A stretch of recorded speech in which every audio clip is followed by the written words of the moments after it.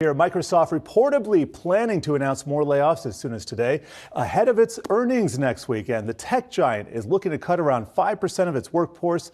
This could mean more than 10,000 job cuts, and that's according to multiple reports. Now, this move comes as waves of layoffs are impacting the entire tech industry, with Amazon job cuts scheduled to begin today.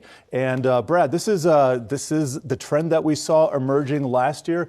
I don't know that anybody's shedding tears for a software developers making $500,000 a year. These guys can easily get rehired most times. We're not talking about some of the lower skilled workers, but nevertheless, a sign of the times. And layoffs begin in the tech sector first. Yeah, and when we take a look at some of the logos there on the screen, it really points out how the tech industry had more of the outsized, in fact, the most outsized impact last year across some of the headcount reductions that had taken place. And that's certainly in this kind of ripping off of the Band-Aid early in 2023 that we've seen from companies just trying to be more transparent with the necessity of having that data that they can disclose ahead of time to the street, ahead of what may be a shallow or a mild recession. Within some of that cost restructuring, headcount is one of the top things. You also see them pull back on some of their marketing efforts.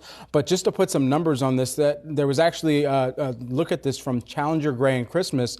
Tech job cuts during 2022, they were up 649% from the figure in 2021. And so it totaled more than 97,000 that had been kind of reported by these companies and disclosed. And so now going forward from here, there is this larger question of if you do see seat count compression from some of the cloud companies, if you do see some of the marketing spends continue to either abate or subside in some areas of their biggest spenders, what does that mean for them being able to retain some of that talent? And where could we see some quiet hiring for that tech talent that is now looking for those positions, as you were mentioning too? Quiet hiring sounds better than quiet quitting. I mentioned an example a few minutes ago, but overall in 2021, there was massive headcount increase, and guess what? Sometimes you got to dial things back. But there's a reshuffling of the deck right now. Yeah. All those laid off tech workers, they're going to find jobs pretty soon. I'm fairly confident of that.